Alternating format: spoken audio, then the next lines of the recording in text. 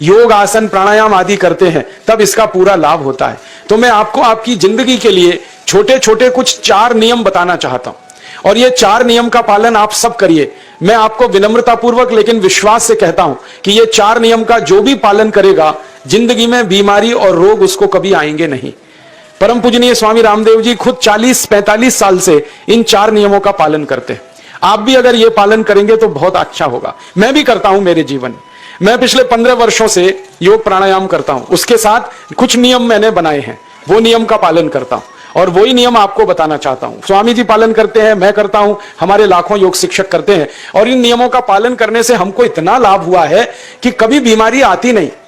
15 साल से मैंने हर बार मेरा बीपी चेक किया, नॉर्मल है, शुगर नॉर्मल है, ट्राइग्लिसराइड्स नॉर्मल है, कोलेस्ट्रॉल नॉर्मल है।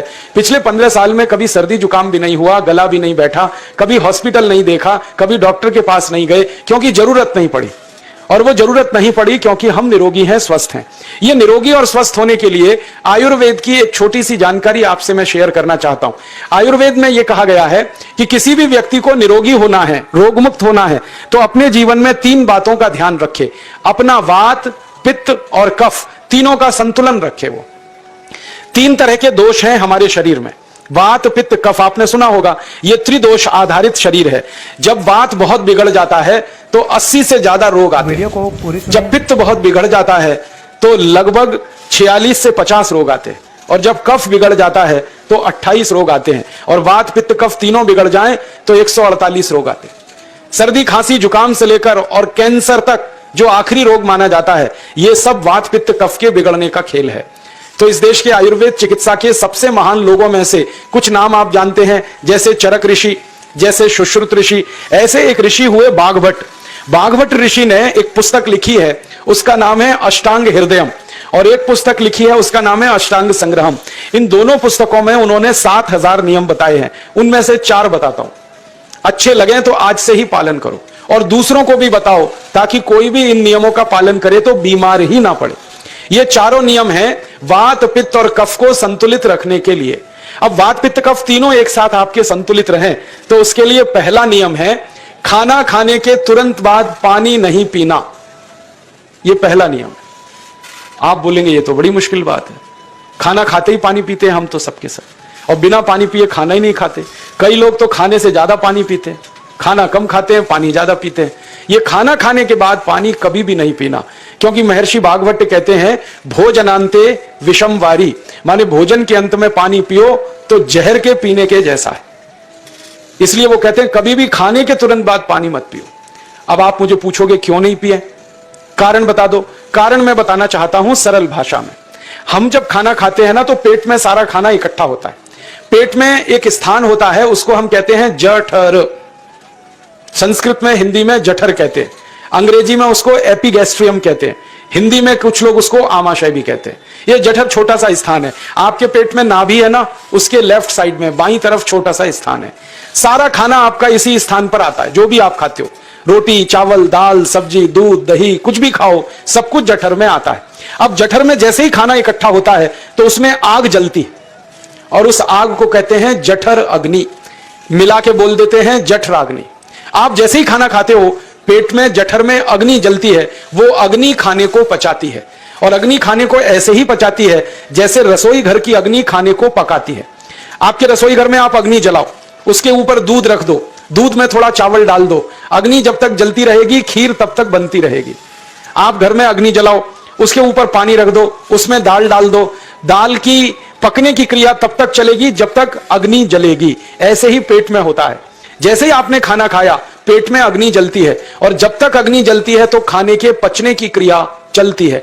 जैसे रसोई घर में खाना पकाते हैं, वैसे ही पेट में भी खाना पकता है। इसी को हम पचने की क्रिया कहते हैं, अंग्रेजी में उसको डाइजेशन कह देते हैं। तो आपने खाना खाया, पेट में अग्नि जल गई, अब वो खाने को हजम करेगी, पचाएगी। अब मुझे एक प्रश्न का उत्तर दो आप, कि जैसे ही आपने खाना खाया, पेट में अग्नि जल गई और वो खाने को पचा रही है, तुरंत आपने गट गट गट गट पानी पी लिया, और खूब ठंडा पानी पी लिया, बर्फ मिलाया हुआ पानी पी लिया, फ्रिज का पानी पी लिया। क्या होने वाला है? अग्नि जलेगी कि बुझेगी? अग्नि के ऊपर पानी डालो तो अग्नि और पानी की दोस्ती नहीं है, दुश्मनी है। पानी अग्नि को बुझा देता है। तो आपने खाना खाया, अग्नि जली, पीछे से गटगट पानी पी लिया, अब अग्नि शांत हो गई, अब खाना पचेगा नहीं, तो वो पेट में पड़ा पड़ा सड़ेगा, और सड़ा हुआ खाना 100 से ज्यादा विष पैदा करेगा, और वो 100 विष आपकी जिंदगी को नरक बना देंगे, और जिंदगी भर आप बीमार पड़े रहेंगे। आपको मालूम है, कई लोग कहते हैं मुझे पेट में बहुत गैस बनती है। ये गैस उन्हीं को बनती है जिनका खाना हजम नहीं होता। कोई लोग कहते हैं कि मुझे पेट में जलन होती है, ये जलन उन्हीं को होती है जिनका खाना पचता नहीं। कोई कहते हैं कि मेरे पेट में एकदम गुम हो जाता है, फूल जाता है, ये सब वो लक्षण हैं जब खाना पचता नहीं। तो खाना पचेगा नहीं तो सड़ेगा, सड़ेगा तो विष पैदा करेगा, और वो विष आपको बीमार करेंगे। इसलिए महर्षि भागवत ने कहा, खाना खाते ही पानी मत पियो। समझ में आया? फिर आप बोलोगे कितनी देर तक नहीं पिए? कम से कम 1 घंटे तक।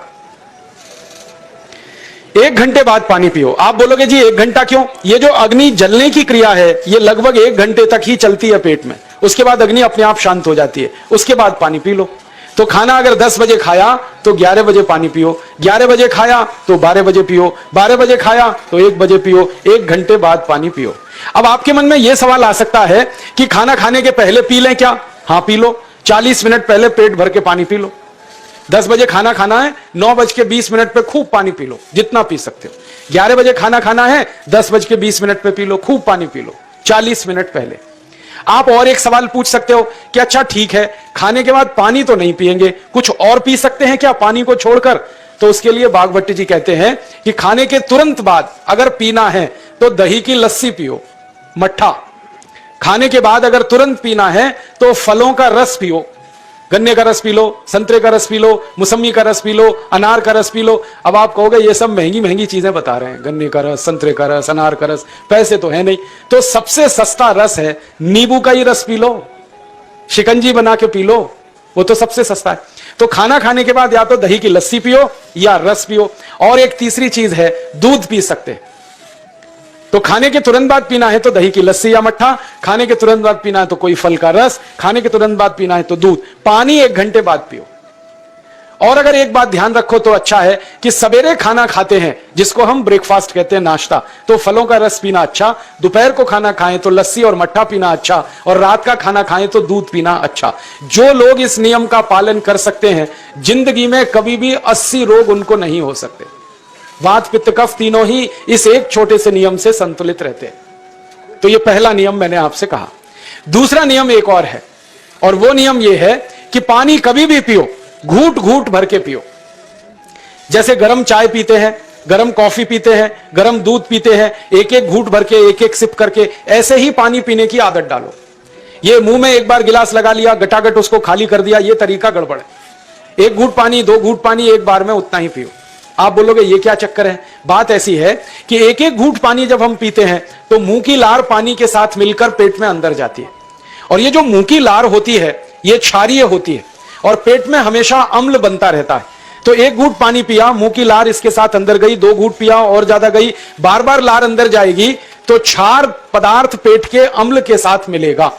पेट में अम्ल बनता है, मुंह में लार क्षारीय होती है। तो ये क्षार को अम्ल में मिला दिया जाए और ये अच्छे तरीके से मिलकर पेट में जाए तो कभी भी कोई व्यक्ति के पेट को अम्लता नहीं होती, एसिडिटी नहीं होती।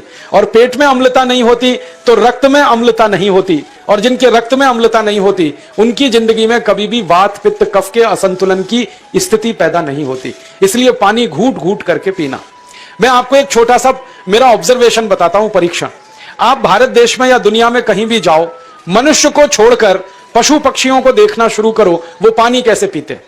किसी चिड़िया को पानी पीते हुए देखो, किसी पक्षी को पानी पीते हुए देखो, वो चोंच के 1 बूंद ही के बराबर ही पानी उठाता है। एक बार में 1 बूंद पानी लेगा, फिर थोड़ी देर चोंच चलाएगा, फिर पिएगा, फिर दूसरी बूंद लेगा, फिर चोंच चलाएगा, फिर पिएगा, फिर तीसरी बूंद। एक एक बूंद पक्षी पानी पीता है। कुत्ते को पानी पीते हुए देखो, चाट चाट के पानी पीता है। शेर को पानी पीते हुए देखो, चाट चाट के पानी पीता है।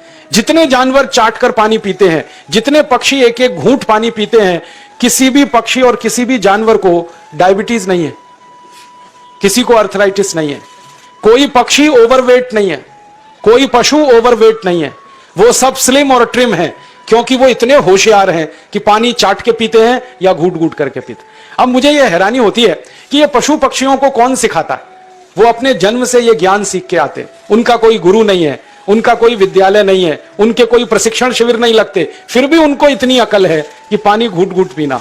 और हम ये मनुष्य जिनके इतने गुरु, इतने विद्यालय, इतने कॉलेज, सीखने वाले, सिखाने वाले, और हम मूर्खों के मूर्ख गटागट गटागट पानी पीते रहते हैं। तो पानी पीने का तरीका बदल दो, घूट घूट भर के पानी पियो। ये दूसरा नियम है। तीसरा नियम है कि जिंदगी में कितनी भी प्यास लगे, ठंडा पानी कभी मत पियो। बर्फ डाला हुआ पानी, फ्रिज में रखा हुआ पानी, वाटर कूलर का पानी जिसका तापमान बहुत कम है, यह कभी मत पीना। क्यों? क्योंकि शरीर आपका गर्म है और पानी ठंडा है। अब होता क्या है वो मैं समझाता हूं सरल भाषा में। पेट तो गर्म है, अब इसमें ठंडा पानी डाल दिया आपने, तो अंदर झगड़ा होता है। और झगड़ा क्या होता है? या तो पानी पेट को ठंडा करेगा या पेट पानी को गर्म करेगा। अगर पानी ने पेट को ठंडा कर दिया तो पेट के ठंडा होते ही हृदय ठंडा होता है, हृदय के ठंडा होते ही मस्तिष्क ठंडा होता है, मस्तिष्क के ठंडा होते ही आदमी ठंडा होता है, और आदमी ठंडा होते ही राम नाम सत्य होती है।